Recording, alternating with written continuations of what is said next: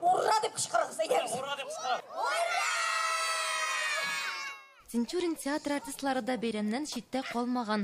Балаларга әкият изекләре күрсәттеләр. Кызыклы уеннар, спорт ярышлары да алар өчен.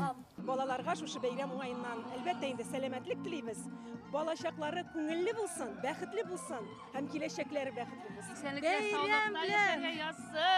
Бәйрәм белән балалар! Кайфлар искиткеч. Менә балачакка кайтып килдек. Тиз генә. Чап минем. Менә шулай хәлләр, әле генә сәхнәдән чыктым. Бик иссе, бик күңелле. Бәйрәмдә артистлар үзләренең балачагын искә төшерә. Мондай ниләр бик булмады шул. Безнең нәрсә иде? Безнең балачаклар әнә шул. Жүннәп киергә костюмы да булмаган, трикосы да булмаган, әнә шушындый киемнәр белән чабышлар дисеңме, волейболлар, футболлар, һәммәсе. Ну, барыбер инде яшьлеккә кайткан шикелле буласың. Хәзерге заманда мин балачага булып яшәр идем. Үсәр идем хәзерге заманда. Рәхәтләнеп, тәмин биреп. Җырлы моңлы чыгышлар белән бергә Тинчурин театры оештырган конкурсның җиңүчеләрен дә бүләкләделәр.